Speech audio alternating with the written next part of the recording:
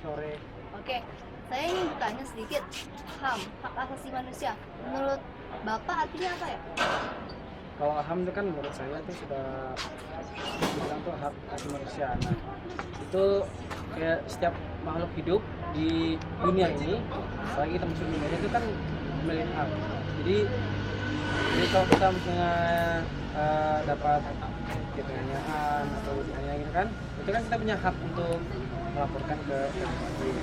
Jadi itu kayak bahasa kamu itu kita tuh ada hak untuk hidup gitu. Ya. Terus kalau misalnya HAM, kita sudah tahu semua manusia itu punya HAM, hak untuk hidup, hak untuk bersosialisasi. Nah, terus kalau misalnya pelanggaran HAM yang sering terjadi pada anak di bawah umur itu apa nih? Kalau untuk kebanyakan tuh untuk di bawah umur masalah penganiayaan gitu misalnya. Orang tua untuk anak itu kan kalau berlebihan di baru masalah itu juga sih narkobanya gitu. Oh, narkoba, ya. Boleh nggak tahu seputar Tanjung Selor ini kira-kira remaja seperti kami ada nggak yang melakukan pelanggaran HAM berupa penyalahgunaan narkoba? Ada nggak? Masih ada. Tapi kalau mereka melanggar kan kita tidak bukan maaf sih, kita tidak memenjarakan, tapi kita berikan rehabilitasi. Tapi tetap kita rehabilitasinya di sini.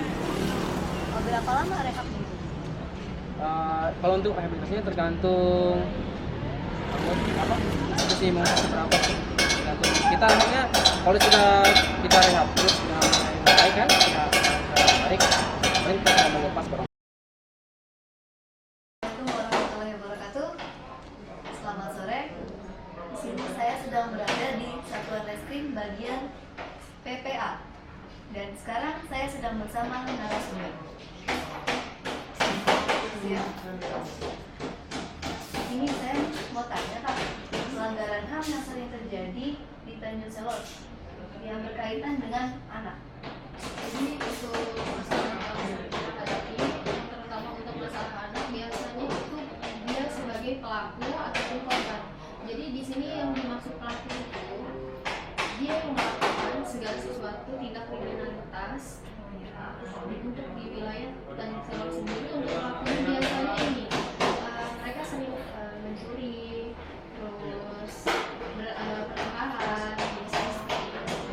Untuk korbannya biasanya itu adalah korban dari perselingkuhan ataupun sebagai korban asusila.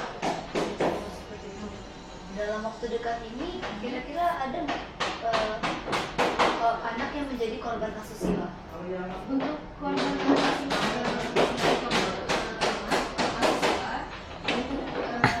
dalam waktu yang sekarang ini, kemarin sempat ada kasus tentang anak. Jadi dia di salah satu desa yang berada di Tanjung Selor, untuk wilayah Bulungan, dia sebagai korban. Jadi dia itu anak masih umur sekitar 10 tahun, tapi dia sebagai korban dari orang tua sendiri. Faktor-faktornya kenapa bisa terjadi pelanggaran seperti itu, Pak? Iya, jadi untuk faktor internal dan eksternalnya itu biasanya kadar psikologis para pelaku. Jadi bisa terjadi para pelaku itu adalah sebagai korban dulunya. Kebanyakan mereka selalu yang menjadi pelaku adalah termasuk adalah korban dari mereka. Terus upaya untuk mencegah terjadinya pelanggaran HAM apa? Jadi untuk pencegahan untuk saat ini kita bisa melakukan sosialisasi ke sekolah-sekolah dan kita akan melakukan penyuluhan kepada pihak-pihak RT, masyarakat dan yang lain. Terima kasih atas jawabannya. Ya, terima kasih. Ya.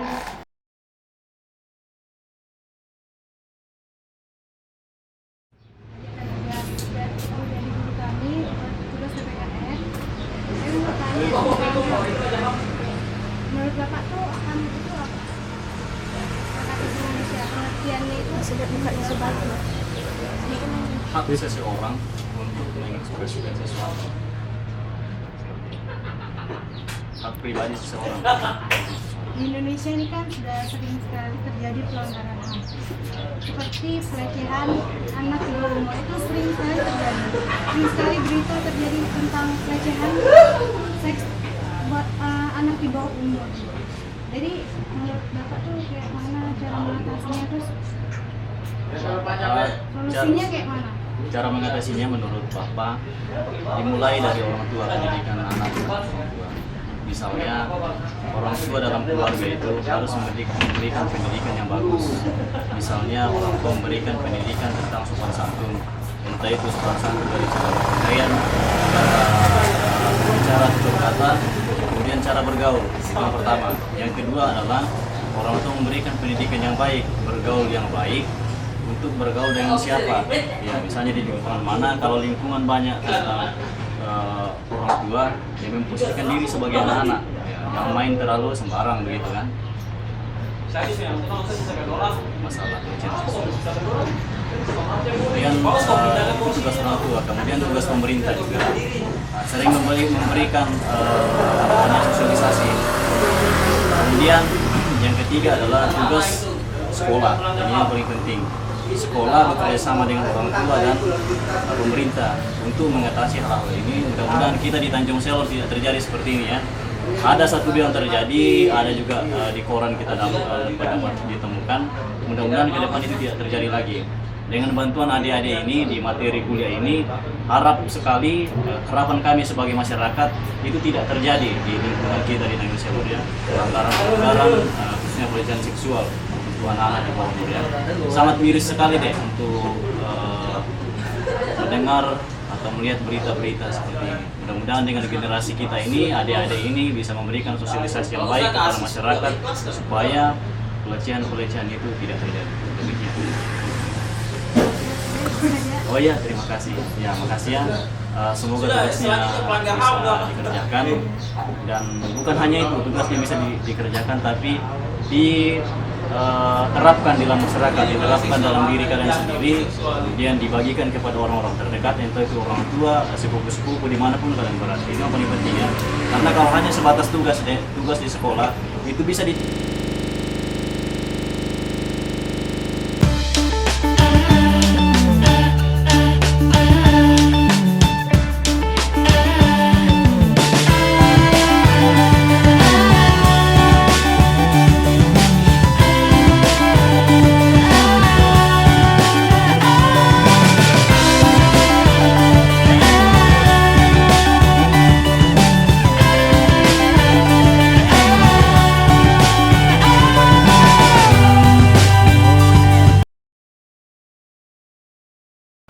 Masa Jaya!